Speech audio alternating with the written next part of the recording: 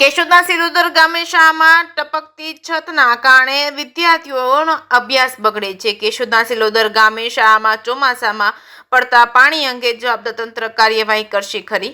કેન્દ્ર સરકાર અને રાજ્ય સરકાર દ્વારા શિક્ષણનું સ્તર ઊંચું લાવવા શૈક્ષણિક ક્ષેત્રે અઢળક ખર્ચાઓ કરવાની સાથે સાથે પ્રચાર પ્રસાર કરી જનપ્રતિનિધિઓ અને અધિકારીઓ પદાધિકારીઓ દ્વારા કાર્યક્રમમાં ઉપસ્થિત રહી વાલીઓ અને વિદ્યાર્થીઓને પ્રોત્સાહિત કરવાની સાથે સાથે વિવિધ યોજનાઓ હેઠળ સાધન સહાય અને આર્થિક સહાય આપવામાં આવે છે. કેશોદના સિલોદર ગામે આવેલ પ્રાથમિક શાળામાં ચોમાસામાં છતમાંથી પાણી ટપકતું હોવાથી વિદ્યાર્થીઓના અભ્યાસ બગડવાની સાથે સાથે ટપકતી છતના કારણે ગમે ત્યારે પડે તો જીવનું જોખમ વધી રહ્યું છે. જૂનાગઢ જિલ્લાના કેશોદ તાલુકાના સિલોદર ગામની પ્રાથમિક શાળામાં છતમાંથી ટપકતા પાણીની વચ્ચે બાળકો અભ્યાસ કરી રહ્યા છે. સિલોદર ગ્રામ પંચાયતના સરપંચ તથા ગ્રામજનો, વાલીઓ અને આચાર્યની અવારનવાર રજૂઆતો કરેલ હોવા છતાં આજ સુધી કોઈ મરામત કામ કે રિપેરિંગ કામની જવાબદાર તંત્ર દ્વારા વ્યવસ્થા કરવામાં આવી નથી. ખરેખર ભારતનું ભાવિ વર્ગખંડોમાં ઘડાઈ રહ્યું હોય ત્યારે આવા ટપકતા પાણીની વચ્ચે જો બાળકો અભ્યાસ કરતા હોય તો બાળકોનો અભ્યાસ કેવી રીતે સાર્થક બની શકે છે? સિલોદર ગામે પ્રાથમિક શાળાના વર્ગખંડમાં ટપકતા પાણીની નીચે ડોલ ડબલા રાખવા પડે છે તેવી દયનીય સ્થિતિ છે. ત્યારે કુંભકર્ણની નિંદ્રામાં પોડતા અધિકારીઓ વહેલી તકે મરામત કામ કરાવી બાળકોના અભ્યાસના અડચણરૂપ પરિબળો દૂર કરે તેવી લોક માંગ ઉઠવા પામી છે. ત્યારે શાળા પ્રવેશોત્સવ દરમિયાન મોઢું મલકાવીને ફોટા પડાવનાર જનપ્રતિનિધિઓ અને વિદ્યાર્થીઓના બગડતા ભવિષ્ય અંગે હકારાત્મક અભિગમ અપનાવીને ટપકતી છતને મરામત કરવા રજૂઆત કરશે કે કેમ એ તો હવે આવનારા સમયમાં ખબર પડશે. જેકેએસ ગુજરાતી સાથે રાજુ પંડ્યા, કેશોદ. મારું નામ પ્રફુલભાઈ લાખાભાઈ ગોયલ, ગામ સિલોદર. અમારા પ્રાથમિક શાળામાં એવી સમસ્યા છે સાહેબ, વારંવાર સાહેબોને રજૂ કર્યું તે છતાંય સાહેબ સરકાર ઉપરથી કોઈ સહાય આપતા નથી. અને મારો બાબુ અહીંયા ભણે સાહેબ, અને વરસાદ આવે એટલે બહુ તકલીફ પડે સાહેબ, બહુ પાણી ભરાય છે નિસાઈડમાં.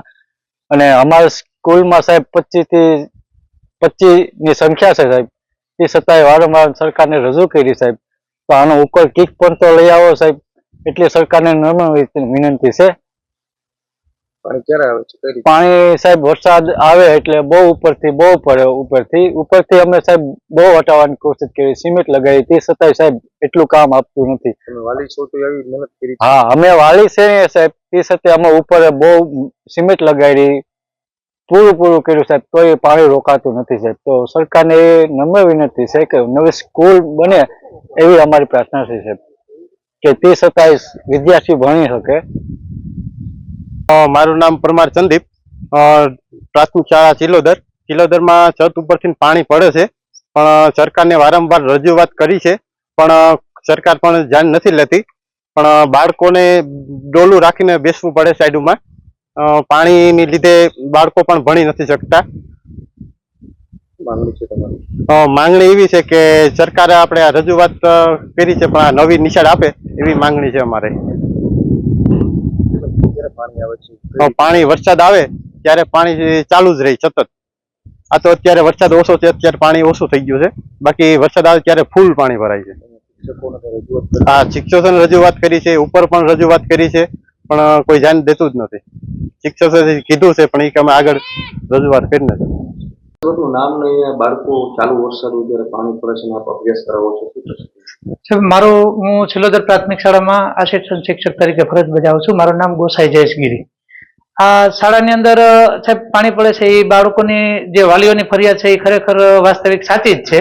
અમે સરકારશ્રીને રજૂઆત અવારનવાર કરી છે, પણ કોઈ એનું સચોટ નિરાકરણ અમને મળતું નથી.